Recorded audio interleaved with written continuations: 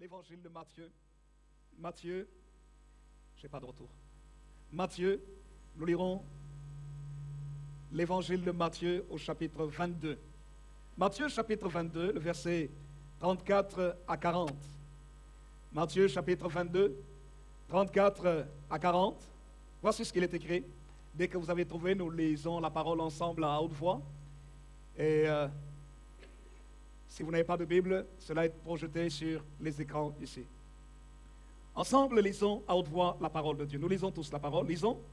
Les pharisiens, ayant appris qu'il avait réduit au silence les sadducéens, se rassemblèrent et l'un d'eux, docteur de la loi, lui posa cette question pour l'éprouver. Maître, quel est le plus grand commandement de la loi? Jésus lui dit, tu aimeras le Seigneur ton Dieu de tout ton cœur, de toute ton âme et de toute ta pensée. C'est le premier et le plus grand commandement. Et voici le second qui lui est semblable. Tu aimeras ton prochain comme toi-même. De ces deux commandements dépendent toute la loi et les prophètes. Amen. Amen. Je vous prie de bien vouloir vous asseoir. Nous bénissons le Seigneur pour son amour infini dans nos vies. L'amour de Dieu est tellement grand pour nous que le Seigneur lui-même parle à ce docteur de la loi qui lui a posé une question essentielle, une question spirituelle, une question relationnelle, de la relation entre l'homme et la loi, et bien sûr au travers de la loi, la relation entre l'homme et Dieu, mais aussi au travers de cette loi aussi, la relation entre les hommes. Lorsque nous sommes partis au Portugal, j'ai été invité pour une conférence avec plusieurs églises sur la famille. Nous avons partagé beaucoup de choses. Et la main de Dieu était tellement forte, tellement puissante, que les Portugais ne voulaient plus nous laisser partir. Et nous bénissons le Seigneur parce que nous avons eu un temps merveilleux. Les vies ont été touchées. Les personnes ont été vraiment transformées par la puissance de la parole de Dieu. D'ailleurs, je vous apporte aussi toutes les salutations des bien-aimés du Portugal qui m'ont chargé de vous saluer et vous dire combien ils vous aiment et combien ils veulent aussi un jour s'organiser pour venir nous rendre visite ici en Belgique. Parce qu'ils ont vu ce que nous avons fait comme travail là-bas.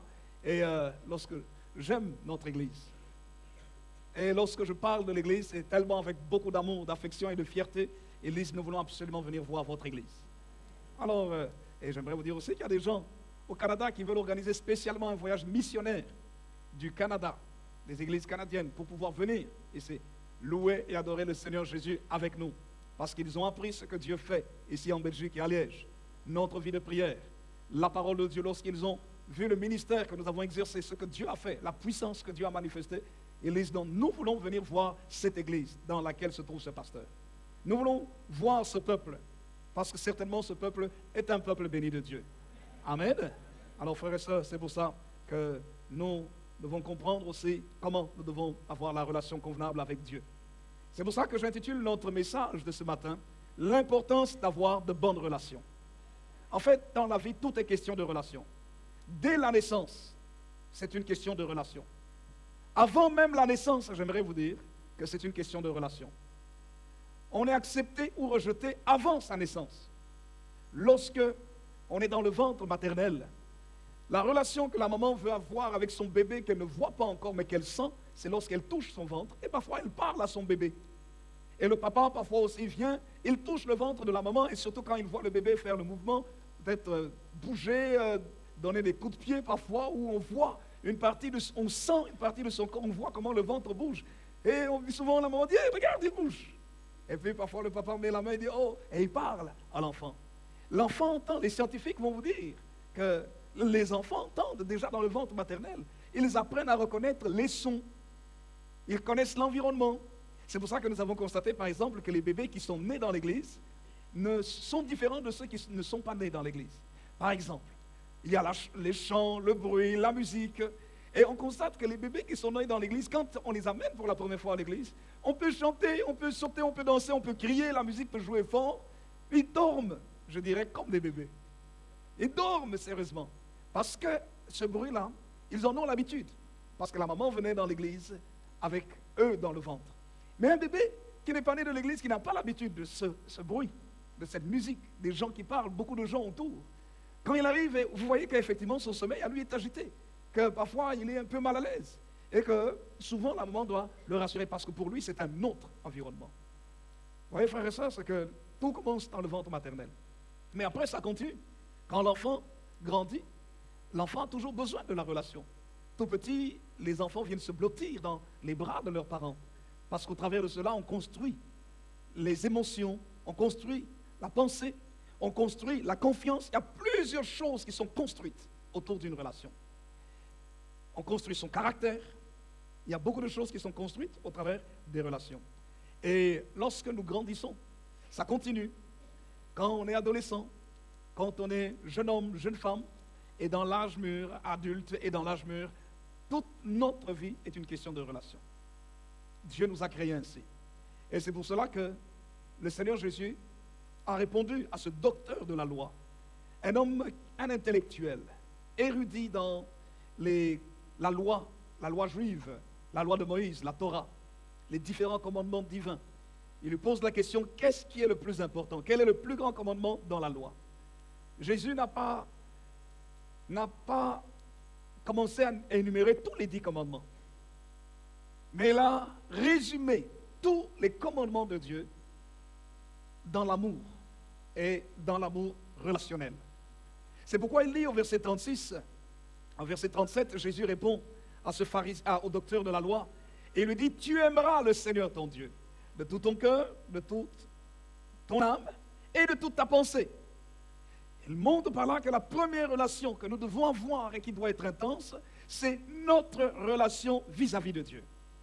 C'est la première relation. Comment devons-nous aimer Dieu? Nous devons l'aimer d'abord en sachant qu'il est le Seigneur. C'est pourquoi il dit, tu aimeras le Seigneur. Que veut dire Seigneur? Seigneur veut dire le maître, celui qui est au-dessus de toi, celui qui a une autorité sur toi, celui à qui tu dois obéir, celui de qui tu dois recevoir les instructions et faire sa volonté. C'est pourquoi Jésus commence directement, il ne parle pas de Dieu. Il ne dit pas tu aimeras directement Dieu, ton Dieu. Mais il dit tu aimeras le Seigneur, ton Dieu. Parce que Dieu doit être le Seigneur de ta vie, le Seigneur de ton temps, le Seigneur de ton argent, le Seigneur de tes pensées, le Seigneur de tes activités, le Seigneur dans tous les domaines de ta vie. Tu l'aimeras en tant que Seigneur. Le Seigneur a une façon de fonctionner. Comme un chef dans une maison ou dans une entreprise a ce qu'on appelle l'esprit de l'entreprise, a ce qu'on appelle le règlement d'ordre intérieur de l'entreprise. Comme dans une équipe de football, l'entraîneur a une pensée et tous les joueurs doivent suivre la pensée de l'entraîneur. Parce que le but de l'entraîneur, c'est d'amener l'équipe à gagner. L'entraîneur a une discipline qu'il impose à l'équipe. Si quelqu'un, même s'il est talentueux, n'est pas correct dans ses relations, n'est pas correct dans son attitude, n'est pas correct dans son jeu, il agresse les joueurs adverses ou peut-être ses propres joueurs, ses propres collaborateurs, qu'est-ce que l'entraîneur peut faire? Il peut le mettre sous discipline. Il dit, c'est vrai que tu marques les buts, mais je n'aime pas. Voici ce que je voudrais que l'équipe ait comme attitude. Je ne voudrais pas que vous alliez commencer à insulter les supporters adverses. Ce n'est pas une bonne attitude. Parce que la presse va tomber sur nous et notre équipe ne sera pas aimée. Alors l'entraîneur exige cela de ses joueurs. C'est parce qu'il est le Seigneur de l'équipe. Dans la famille, c'est la même chose. Le papa ou les parents exigent une certaine façon de se comporter dans la famille parce qu'ils sont les petits seigneurs de la maison. Et pour que la maison puisse bien fonctionner, il faut qu'on suive les règles de la famille, les règles des seigneurs. Dans le gouvernement, c'est la même chose. Au niveau de l'État, c'est la même chose. Il y a des seigneurs. Ce sont les ministres, le roi, les autorités politiques. Lorsque les autorités édictent de bonnes lois pour le bien du peuple, on est obligé de suivre ces lois. Sinon, nous risquons la sanction. Mais le Seigneur dit ici que la relation que nous devons avoir avec lui, dans ses règles, c'est une relation d'amour. On doit aimer le Seigneur. Ce n'est pas une relation de la contrainte. Ce n'est pas une relation dans laquelle nous devons avoir peur d'être punis par Dieu parce que nous avons commis une erreur ou quoi. Il dit c'est une relation d'affection, plus que de l'affection. C'est une relation d'amour. Et j'aime ce qu'il dit. Comment aimer le Seigneur? Il dit cette affection, ce n'est pas juste par un intérêt qu'il nous fasse du bien, mais ça va au-delà de l'intérêt de notre bien. Il dit, tu aimeras l'Éternel, et le Seigneur. Et puis ensuite, il dit l'Éternel, le Seigneur, ton Dieu. Tu aimeras le Seigneur, ton Dieu. Pourquoi est-ce qu'il est ton Dieu? Dieu, la deuxième chose que nous voyons ici par rapport à la relation avec Dieu, Jésus dit, tu aimeras le Seigneur. Ça veut dire, Dieu a des règles qu'il faut suivre. Il dit le Seigneur, ton Dieu. Pourquoi est-ce qu'il dit Dieu? Parce qu'il est au-dessus de nous et il mérite notre adoration. Il mérite notre révérence. C'est à un Dieu qu'on rend un culte.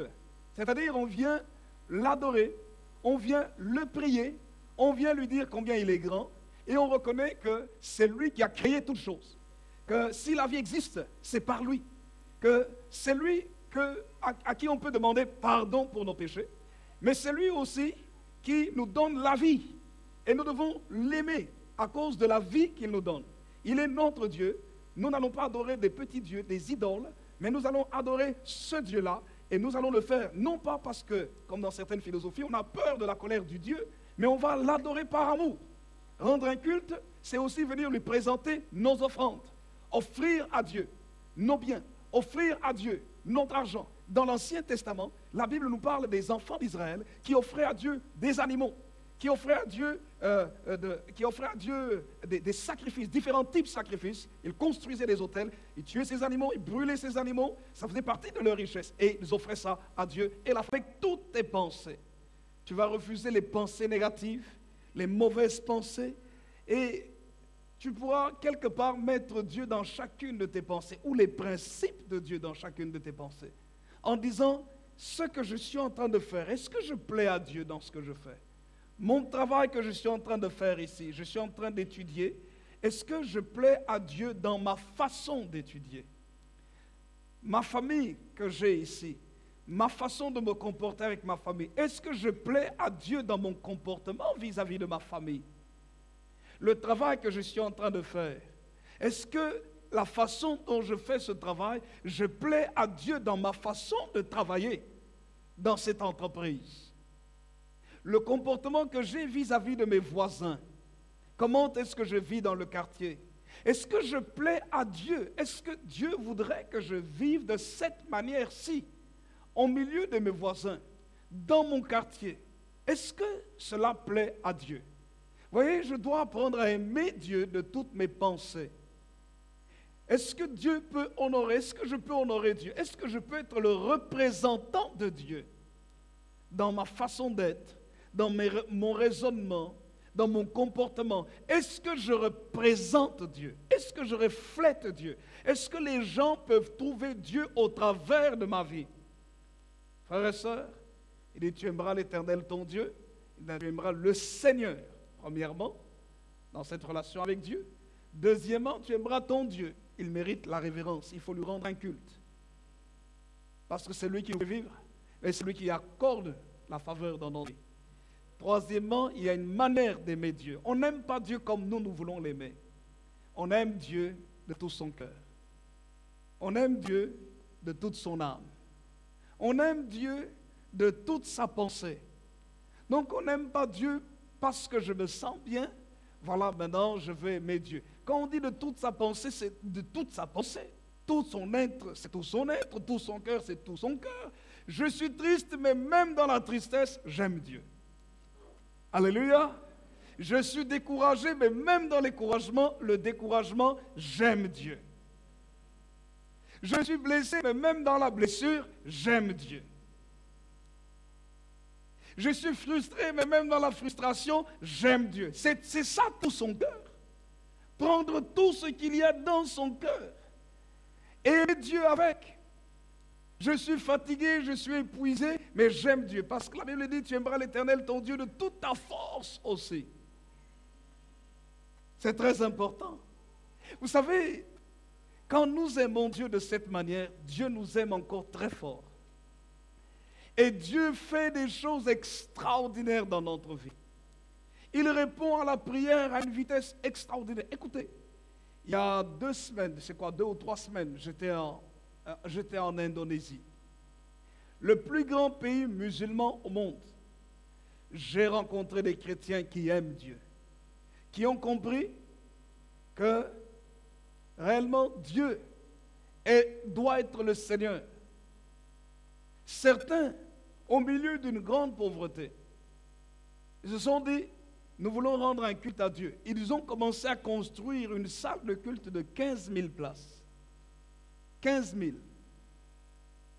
1000 personnes travaillant nuit et jour, avec un budget mensuel de 700 000 dollars par mois qui est nécessaire. 700 000 dollars dont ils ont besoin par mois pour construire la maison de Dieu, le lieu de prière. Et tous les mois, Dieu leur donne l'argent nécessaire pour construire un lieu pour rendre un culte à Dieu, adorer Dieu. Et vous voyez, tous les enfants de Dieu participent. Nous étions pendant la journée dans une réunion de prière, il y avait au moins 3000 personnes la journée. 3000 personnes qui sont venues pour juste prier. Juste pour dire, Seigneur, nous t'aimons, Seigneur, bénis notre pays, Seigneur, nous voulons te servir. Au moins 3000 personnes pour juste une réunion de prière. J'étais dans une église, cette église-là, je n'ai pas vu toute la population, mais l'église, les églises dans lesquelles j'ai prêché font partie d'une communauté de 120, plus de 150 000 membres. Dans un pays musulman.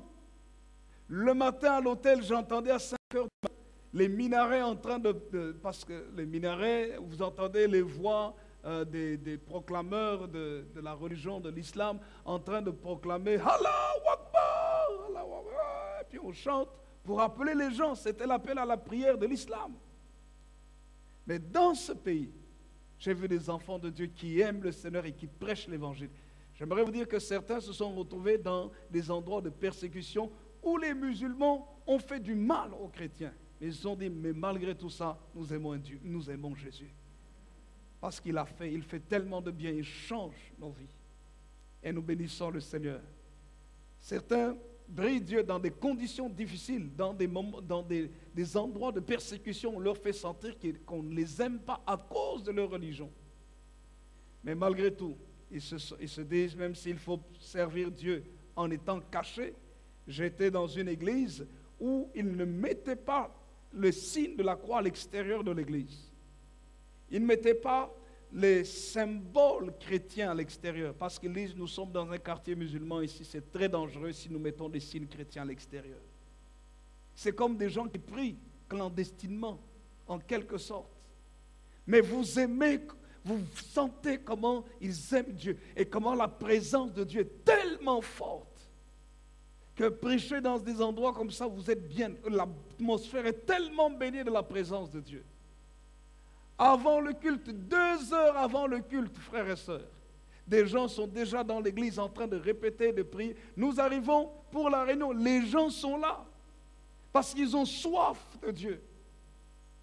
1 heure avant, les gens sont déjà là parce qu'ils ont soif de Dieu. Comment est-ce que Dieu ne peut pas agir dans des conditions comme ça, dans des endroits comme ça? Dieu se manifeste très fort. Les gens sont guéris comme ça. On n'a même pas besoin même de prier pour les gens pour dire, voilà, on va insister comme parfois on le fait ici en Europe, on va prier, insister pour la délivrance. Non, on dit seulement, tu es guéri, bon, la guérison se manifeste. Nous avons vu ces choses. Tellement la présence de Dieu est grande. Vous savez pourquoi? Parce qu'ils ont soif de Dieu. Ils ne traînent pas les pieds pour venir à la maison de Dieu.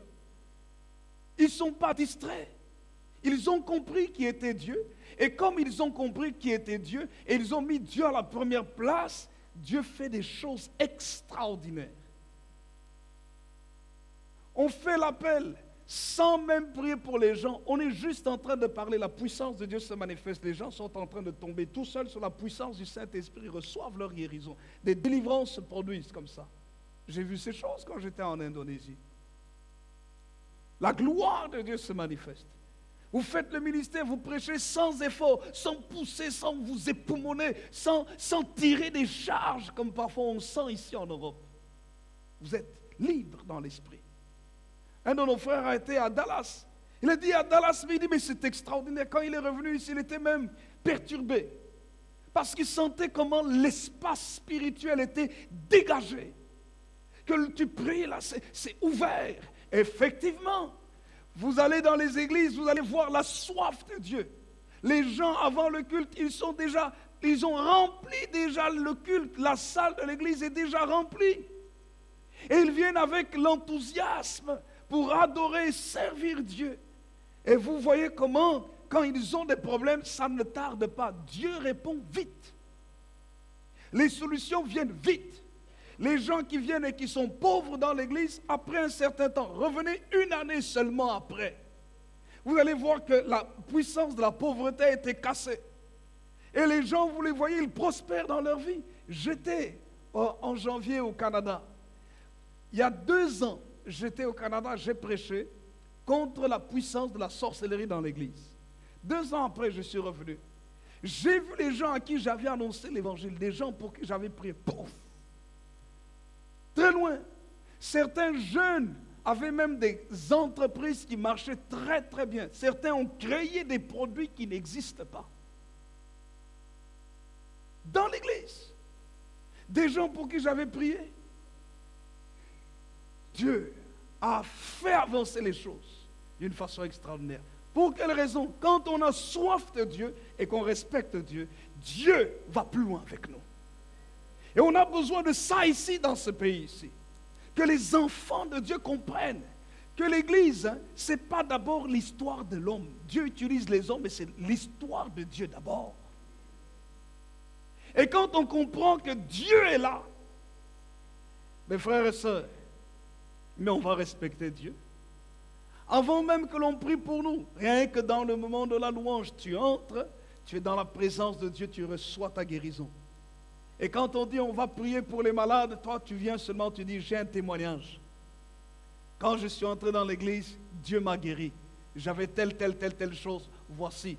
D'ailleurs, ou bien simplement tu retournes, tu dis je vais voir le médecin, on fait les examens, on voit que les maladies que tu avais sont parties.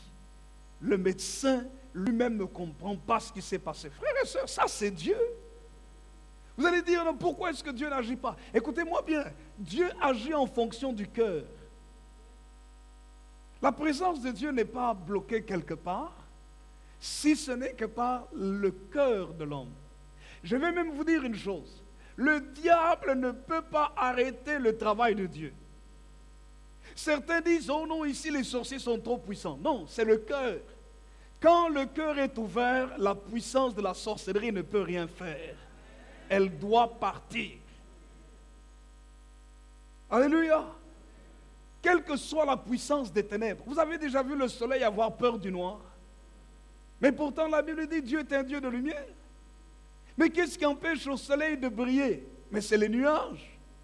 Quand il y a des nuages entre la terre, entre nous et le soleil, en fait, ce n'est pas que ça empêche le soleil de briller. Le soleil brille toujours, mais ce sont les nuages qui empêchent de voir la lumière du soleil. De la même manière aussi, Dieu est toujours puissant, mais ce sont les nuages des cœurs de l'homme qui empêchent de voir la manifestation de la présence de Dieu. Quand le cœur murmure, le cœur n'est jamais content, le cœur se plaint, le cœur est un cœur, si vous me permettez l'expression, comme ici en Belgique, un cœur râleur. C'est des nuages. Oh non, on n'est pas content. Mais il y a telle chose, il y a telle chose. Quand est-ce que tu seras content de quelque chose? Oh non, je ne suis pas content. Oh la police ceci, oh le gouvernement ceci, oh le travail ceci, et même dans l'église ceci. On a terminé tard aujourd'hui, on a fait ceci, on a terminé trop tôt. Mais sois content. Apprends à être content. Ouais, celui qui était assis à côté de moi, chaque fois qu'il bougeait, ben, il me touchait un peu trop. Il prenait trop de place, il voulait m'envahir. Oh, calme-toi. Apprends à être content. Quelqu'un dit Amen. Quelqu'un dit un vrai Amen. Lorsque les cœurs sont ouverts, écoutez-moi bien. Lorsque les cœurs sont ouverts, Dieu guérit les cancers. Lorsque les cœurs sont ouverts, même le sida, Dieu guérit le sida. Lorsque les cœurs sont ouverts, les malformations, Dieu les guérit. Lorsque les cœurs sont ouverts, les membres déformés, Dieu les redresse. Si Dieu agit comme ça dans certains pays, est-ce qu'il ne peut pas le faire ici en Belgique? Il va le faire. Mais écoutez-moi bien, pour que Dieu fasse certaines choses, il y a de la discipline. Dieu n'est pas un Dieu d'indiscipline. Écoutez-moi bien. Partout, écoutez-moi bien. Partout où j'ai vu Dieu faire des grandes choses. Il y a des frères ici qui connaissent des grands ministères. Écoutez-moi bien. Dans toutes ces églises et dans tous les ministères où j'ai vu Dieu faire des grandes choses, je n'ai pas vu les membres de l'église manquer de respect à leur pasteur. Je n'ai pas vu les membres de l'église se comporter avec légèreté par rapport aux responsables qui sont là, qui sont dans les ministères. J'ai vu partout, je peux vous citer l'église, j'étais dans la plus grande église au monde, l'église du pasteur Yongisho, qui sont des assemblées de Dieu. Vous savez que quand le pasteur arrive, les gens, on l'accueille comme un président. Vous voyez les gens là, des hommes, et parfois parmi ces hommes-là, ce sont des généraux, des milliardaires dans la société. Pourquoi? Parce qu'ils savent que cet homme est porteur de la bénédiction de Dieu pour leur vie. Et qu'ils doivent respecter. Alors, vous les voyez comment ils viennent, ils se mettent, ils le protègent, et le pasteur passe vraiment comme un président.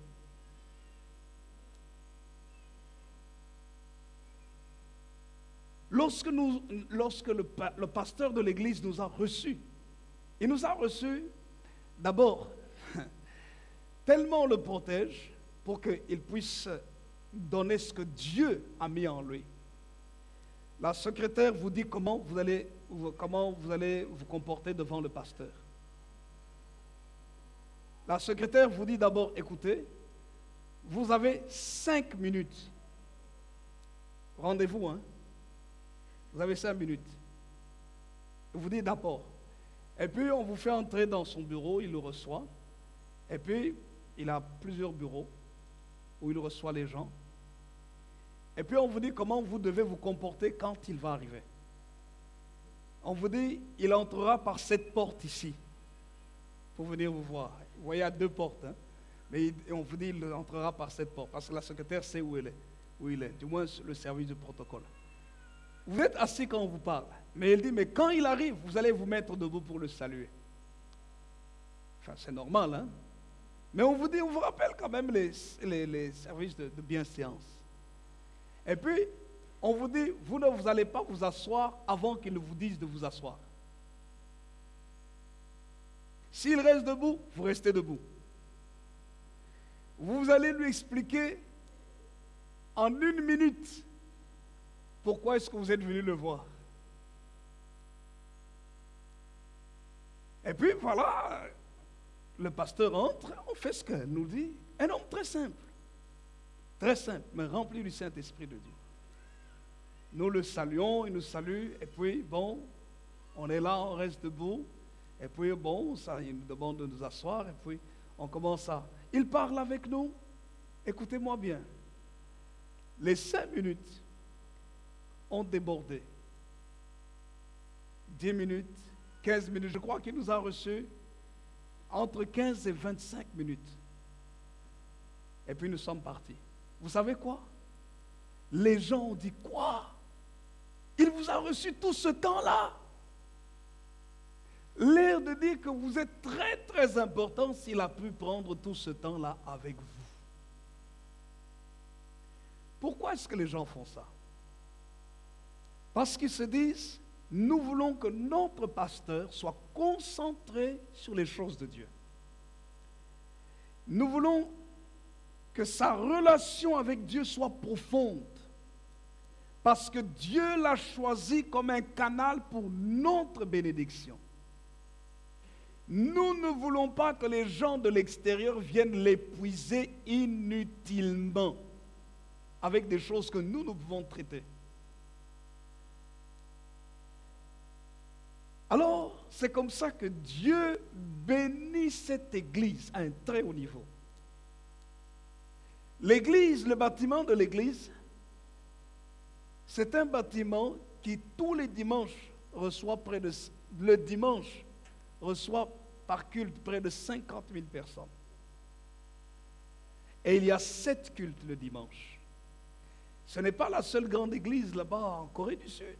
dans un pays dit bouddhiste, mais la gloire de Dieu se manifeste. Alléluia. Et vous voyez le cœur des gens. Vous voyez comment les enfants de Dieu respectent tout ce qui vient de Dieu. Une simple prière, vous voyez comment ils respectent ça. Quand on dit chantons dans le culte, vous voyez comment ils chantent. Quand le pasteur dit une vérité de la parole de Dieu, vous voyez comment ils reçoivent cette parole en disant Amen. Ils sont enthousiastes. Ils ne prennent pas la parole de Dieu à la légère. Quand vous priez pour quelqu'un, vous dites je reçois la bénédiction, vous allez voir comment il est tellement content, il pleure même en vous disant merci. Parce qu'Élise, vous êtes un canal par lequel Dieu le bénit. Ils ont compris comment il faut aimer Dieu. À cause de cela, les gens qui étaient misérables, pauvres, Dieu a cassé le pouvoir de la pauvreté. Là, on disait que non, les choses sont très difficiles, c'est compliqué de vivre. Dieu a brisé, Dieu a changé le système et Dieu les a pris et les a élevés au-dessus des systèmes du monde. Et les chrétiens sont une référence. Quand le pays a des problèmes, vous savez quoi? Le président du pays, au lieu d'appeler d'abord l'armée, le président du pays appelle le pasteur de l'église. Il dit, pasteur, priez pour nous. Pasteur, faites quelque chose pour nous. Il suffit que le pasteur dise, voilà, tous les chrétiens, maintenant, nous allons faire une marche et nous allons prier dans la ville pour dire que c'est Dieu qui est le Seigneur de ce pays ici. Ils sortent et les chrétiens obéissent. Quand le pasteur dit, venez, tout le monde obéit. 1 million de personnes sortent et ils font la marche. Et la gloire de Dieu descend. Même la guerre s'éloigne du pays.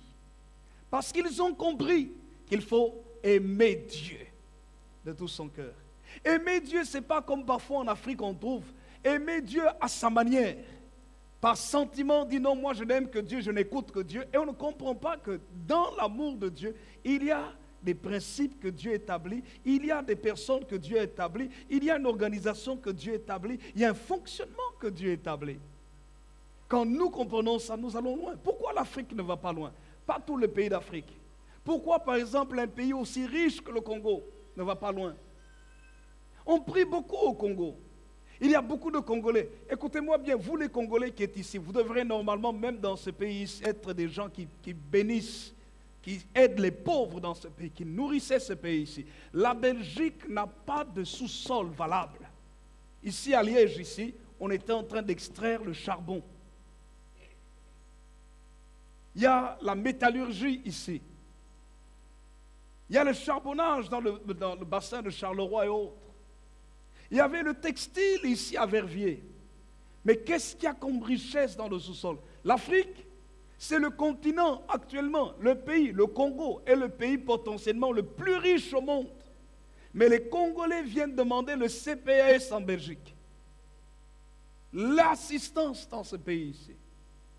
Alors que les Congolais devraient normalement aider les institutions belges. L'argent devait venir du Congo pour assister les Congolais qui sont ici en Belgique, pour dire, écoutez, habillez-vous bien, bâtissez de belles maisons, payez bien les impôts aussi. Mais c'est le contraire. Les petits jobs, ou le job ou le travail que certains ont ici, ils doivent partager en deux. Une partie pour leur famille qui est ici, et une autre partie, ils doivent envoyer ça au Congo pour aider leur famille là-bas. Mais il faut à un moment donné prier pour dire, Seigneur, casse ce système, inverse le système. Alléluia. Notre église ici, il y a beaucoup de Congolais dans l'église. Nous avons plusieurs nationalités, nous avons des Latinos, nous avons des Asiatiques, nous avons plusieurs nationalités européennes, plusieurs nationalités africaines. Mais les Africains, normalement, devraient faire de cette église un bijou. Parce que vous êtes la majorité. C'est ça la parole de Dieu, frères et sœurs. Quelqu'un dit Amen? Vous voyez l'importance de la relation avec Dieu. Est-ce que vous savez que dans toute l'Afrique, il y a de l'or? Dans toute l'Afrique. C'est là où les Nigérians ont compris. J'ai prêché dans la plus grande église, dans une des branches de la plus grande église d'Angleterre. C'est une église nigériane du pasteur Matthew Ashimolo. J'ai prêché dans une de ces églises et puis je suis parti aussi dans l'église mère où on nous a présenté publiquement. Et vous savez, frères et sœurs, les Nigérians ont compris que quand il faut venir à l'église, soyons sérieux. Aimons Dieu. Quand le pasteur nous dit quelque chose, écoutons parce que Dieu parle au travers de lui pour notre vie. Vous allez voir les entreprises des Nigérians en Angleterre. Ils sont loin. Ils n'ont pas besoin, quand il y a une manifestation chrétienne, d'aller louer des instruments chez des non-chrétiens. Ils ont leurs entreprises, matériel, vidéo, des grosses entreprises, de toutes sortes de matériel, des studios. Dieu les a bénis. Et au Nigeria, il y a même des frères, des enfants de Dieu qui se sont mis ensemble, des hommes d'affaires, pour dire nous allons construire toute une ville chrétienne. Une grosse ville, belle, chrétienne. Où il y a tout. Dieu est en train de le faire dans le monde anglophone. Mais nous croyons aussi que dans le monde francophone, Dieu va le faire par nous. Nous le croyons. Vous voyez pourquoi la relation avec Dieu est quelque chose de très très important. Tu aimeras l'Éternel, ton Dieu, de tout ton cœur. Tu aimeras l'Éternel, ton Dieu, le Seigneur, ton Dieu, de toute ton âme. Tu aimeras le Seigneur, ton Dieu, de toute ta pensée. Et le Seigneur dit, c'est le premier et le plus grand des commandements. Il faut aimer Dieu. Alléluia. Je suis dans l'introduction de mon message sur l'importance d'avoir de bonnes relations. Après, je parlerai de la deuxième partie. Mais je vais m'arrêter ici. Que le Seigneur bénisse sa parole et qu'il nous bénisse.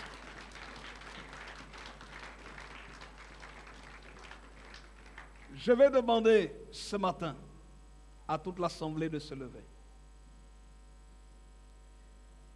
Nous avons décidé qu'il y a un changement qui doit s'opérer dans notre Église. Ça fait 20 ans que nous travaillons. Quand à un moment donné, vous avez 20 ans, vous n'êtes plus un enfant. À l'âge de 20 ans, normalement, vous êtes capable de mettre au monde, de vous occuper d'une famille, c'est-à-dire d'être responsable. Alléluia. Ça veut dire par là que cette année ici, comme j'avais dit dans une réunion de responsables, il faut que nos progrès, les progrès de l'Église, soient évidents. Il y a des progrès. Il y a des progrès. C'est pour ça que nous avons cassé le mur ici. Il y a plus de monde. Gloire à Dieu. Nous sommes en train de préparer l'autre salle où nous avons déjà fait le plafond. Il y a encore des travaux à faire là-bas. Parce que nous devons agrandir la salle de culte. C'est la vision. Je sais que ce que nous allons remplir ici, même si on a même 3-4 cultes, ce n'est pas encore ce que Dieu a mis dans mon esprit. Pour la ville ici de Liège, vous ne pouvez pas vous imaginer, je ne peux pas vous le dire, vous ne pouvez pas vous imaginer ce que Dieu a mis en moi. C'est trop grand. Si je vous le dis, vous n'allez pas croire. Ça me dépasse moi-même. La vision qui vient de Dieu nous dépasse toujours. Elle est toujours de loin plus grande que ce que nous ne pouvons imaginer. Mais le Seigneur m'a donné une vision pour ces lieux, que toutes les races peuvent être rassemblées ici pour glorifier Dieu et avoir un impact très fort dans cette ville ici. Mais pour ça, frères et sœurs, le Seigneur a besoin de toi. Il a besoin que tu prennes une décision. Je voudrais ce matin que chaque personne qui prend une décision de marcher très sérieusement avec le Seigneur. De dire, Seigneur, même si tu es diacre, tu es responsable ou tu es pasteur, j'aimerais que ce matin, nous prenions cette décision. Vous allez quitter votre place, vous allez vous avancer ici. Même si toute la salle doit s'avancer, ce n'est pas un problème. Nous allons prier. Très, très rapidement. Nous n'avons pas de temps, il faut qu'on termine dans 15 minutes. Alors vous vous avancez, nous allons prier. Nous allons prier, nous allons dire, Seigneur, nous voulons que cette année ici, des choses nouvelles se passent dans notre vie. Vous voyez, quand Nous avons des footballeurs, des jeunes footballeurs. Comment tu t'appelles encore? François. François est un footballeur professionnel. Il est encore aux études, mais un très bon joueur. Nous voulons, François, que dans les équipes là où tu joues, là où vous jouez, Mikey et les autres là, que vous ameniez des footballeurs à Jésus. Rapprochez-vous encore. Rapprochez-vous. Et je sais que Dieu peut faire. Si Dieu a fait des choses avec des footballeurs chrétiens, il peut le faire avec nos footballeurs ici. Il peut faire des grandes choses. Mais pour ça, nous devons être sérieux. Nous n'avons pas le choix. Nous n'avons pas le choix. Il n'y a que ce peuple ici qui décide d'être sérieux. Ce n'est pas grave. Parce que j'ai dit ici, moi, écoutez-moi bien. Moi, je me mets dans cet appel ici. Hein. Je me mets dans les rangs. Je suis ici, mais je suis là aussi en même temps. Je suis déjà très sérieux. Daniel n'avait pas péché contre Dieu. Mais vous savez ce que Daniel a dit? Avancez un peu plus pour permettre à ceux qui arrivent de venir. Daniel n'avait pas péché contre son Créateur. Mais vous savez que la prière que Daniel a faite, il a dit, Seigneur, pardonne-nous. Nous avons péché. Nous avons péché. Ton peuple et nous avons péché contre toi. Est-ce que Daniel était... La Bible nous montre de la vie de Daniel, que Daniel plaisait à Dieu.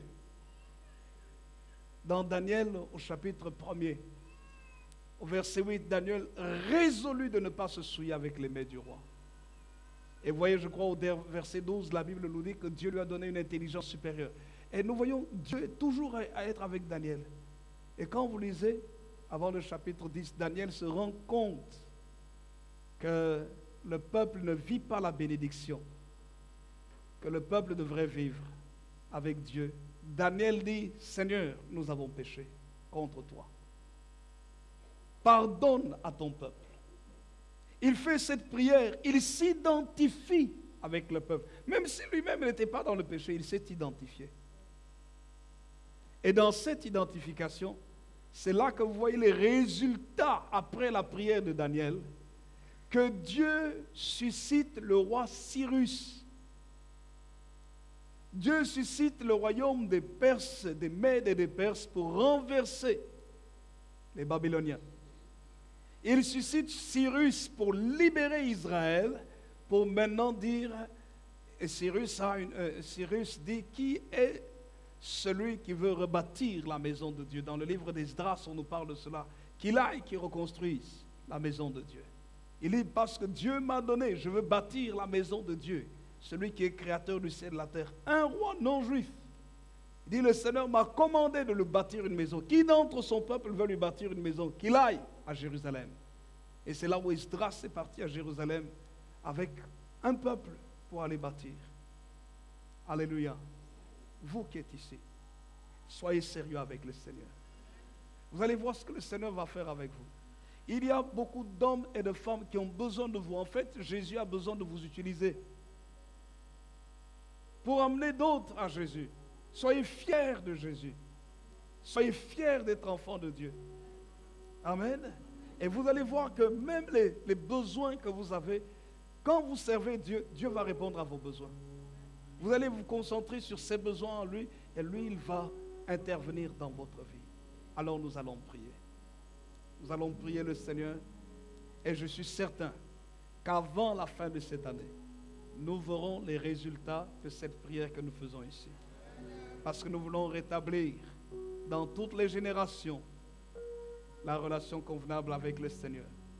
Même si nous avions une relation avec Dieu, nous voulons dire, Seigneur, pardonne-nous ce que nous avons fait qui n'était pas correct. Ça veut dire quoi? Ne viens pas en retard à l'église. Amen. Quand la chorale dit chantons, chante de tout ton cœur. Quand le modérateur dit prions, prie de tout ton cœur. Parce qu'à ce moment-là, c'est lui l'instrument entre les mains de Dieu pour t'amener dans la présence de Dieu. Suis ce qu'il te dit. Fais-le de tout ton cœur. Qu'il déborde ou qu'il ne déborde pas, fais-le de tout ton cœur. Et tu vas voir ce que Dieu va faire au travers de ta vie. Tes études, si tu es étudiant, tu vas voir comment Dieu va te donner une intelligence nouvelle. Si tu as des problèmes matériels et financiers, tu vas voir comment Dieu va débloquer des situations. Tu vas être étonné toi-même. Tu as des besoins personnels, Dieu va répondre à ces besoins. Dieu aime nous faire plaisir si nous savons l'aimer de tout notre cœur. Levons nos deux mains. J'aimerais que nous puissions prier ensemble. Répétez ces paroles après moi. Seigneur Jésus, nous te demandons pardon de n'avoir pas aimé Dieu comme la Bible nous le dit. Pardonne-nous, Seigneur. Que le sang de Jésus nous lave. Nous avons péché contre toi. Pardonne-nous, Seigneur. Lave-nous. Purifie-nous au moyen de ton sang. Merci, Seigneur Jésus, pour ton pardon. Nous recevons ta grâce maintenant et ta bénédiction dans nos vies. Seigneur, nous faisons une alliance avec toi de t'aimer de tout notre cœur. Toi qui es notre Dieu, de t'aimer de toute notre âme, de t'aimer de toute notre pensée. Aide-nous à nous maintenir dans cette alliance. Seigneur, lorsque nous obéissons au terme de l'alliance, nous libérons les faveurs de l'alliance dans notre vie. Tu libères ta bénédiction dans notre vie et tu nous utilises puissamment et nous sommes des instruments entre tes mains. Et au travers de nos vies, tu fais des grandes choses. Seigneur, merci. Parce que tu vas faire des grandes choses avec ma vie. Je t'appartiens. Me voici, Seigneur. Remplis ma vie de ta présence. Seigneur Jésus, remplis mon cœur de l'amour de Dieu. Au nom de Jésus. Merci, Seigneur. Je demande à toute l'assemblée de prier. Levons nos mains ensemble et prions le Seigneur. Je crois qu'en cette année, quelque chose de très grand, à tous les niveaux, va se passer dans nos vies, dans notre Église. Nous sommes dans un tournant. Le Seigneur nous a dit cette année 2012 est une année où beaucoup de choses vont se passer. Élevons nos mains, nos voix, bénissons le Seigneur. Prions ensemble. Alléluia. Seigneur, nous voulons te dire merci. Je veux te dire merci. Seigneur, et merci pour ton pardon. Parce qu'auprès de toi est la source de la vie. Auprès de toi est le pardon. Seigneur, merci pour tout ce que tu fais maintenant. Merci pour tout ce que tu enlèves comme barrière, que tu enlèves, Seigneur notre Dieu, comme obstacle, que tu enlèves, grand roi de l'univers, comme opposition. Toi qui es le roi de gloire, merci pour tout ce que tu vas faire. Aide-nous à t'aimer de tout notre cœur, de toutes nos pensées, selon ce que ta parole de Dieu, ta parole nous dit. Merci Seigneur, au nom de Jésus. Seigneur, je voudrais te remercier. Je voudrais te remercier parce que lorsque nos cœurs sont volontaires et que nous sommes disposés, tu ouvres les écluses des cieux et tu répands ta bénédiction. Ce matin, je voudrais te remercier parce que tu nous as appelés dans une nouvelle étape, non seulement de nos vies, mais de notre Église, à aller beaucoup plus loin et beaucoup plus rapidement. Voilà pourquoi je voudrais te prier pour chacun et chacune ici, pour que chacun dans sa relation avec toi, Seigneur, que tu restaures, que chacun soit un instrument entre tes mains. Seigneur, que tu bénisses, que chacun corrige ce qu'il doit corriger dans sa propre vie et dans sa maison et dans sa famille. Seigneur, et que ainsi tu éloignes les attaques de l'adversaire, que tu éloignes les problèmes. Seigneur, tu vois combien chaque fois que nous avons voulu faire des choses, comment le diable essaie de nous toucher. Chaque fois que cette année nous avons amené ton Église à un autre niveau, ou même à l'étranger, où nous avons vu ta main puissante agir. Tu as vu comment l'ennemi a attaqué ma maison, a attaqué mes enfants. Mais je déclare ta bénédiction au nom de Jésus-Christ. Nous savons qu'il y a un prix à payer. Seigneur Jésus, tu as payé le prix. Et nous te bénissons, Seigneur, parce que ça en vaut la peine. Tu as payé le prix de ta vie et aujourd'hui nous sommes le résultat de ce prix que tu as payé. Que la gloire te revienne. Seigneur, c'est pour ça que je te remercie pour le futur qui est brillant. Merci, Seigneur, pour l'avenir qui est positif. Merci pour la bénédiction qui est dans la vie de chaque enfant de Dieu. La réussite qui est dans la vie de l'Église, dans chaque enfant de Dieu. Que là où des situations peut-être n'ont pas marché correctement pendant des années, nous déclarons que cette année, les choses bloquées pendant des années s'ouvrent au nom de Jésus-Christ. Merci Seigneur de bénir ton peuple, de guérir les malades. Seigneur, nous prions que même les maladies incurables, que ce soit des cancers, que ce soit des sida, que ce soit des leucémies, que ce soit toute forme de maladie, des anémies, que ce soit, Seigneur, même des malformations congénitales, des problèmes, Seigneur, des problèmes qui sont dus à des accidents. Nous prions, Seigneur, que cette année, les miracles extraordinaires se produisent avec le témoignage des médecins ou des hommes au nom de Jésus-Christ. Nous voulons avoir un cœur disposé pour que ta gloire descende au milieu de nous. Non pas seulement émotivement, émotionnellement parlant, mais aussi bien dans l'intellect que dans le comportement. Nous voulons nous disposer entièrement, pas seulement au niveau de notre esprit, mais aussi au niveau de notre pensée, de notre cœur, de notre corps, de notre organisme, pour libérer toute ta faveur au milieu de nous. Seigneur, merci de nous bénir et de bénir ton Église. Bénis chacun et chacune dans toutes ces entreprises au nom de Jésus. Merci Seigneur. Amen. Amen, amen, amen, amen. Que le Seigneur vous bénisse. Que le Seigneur vous bénisse. Ensemble.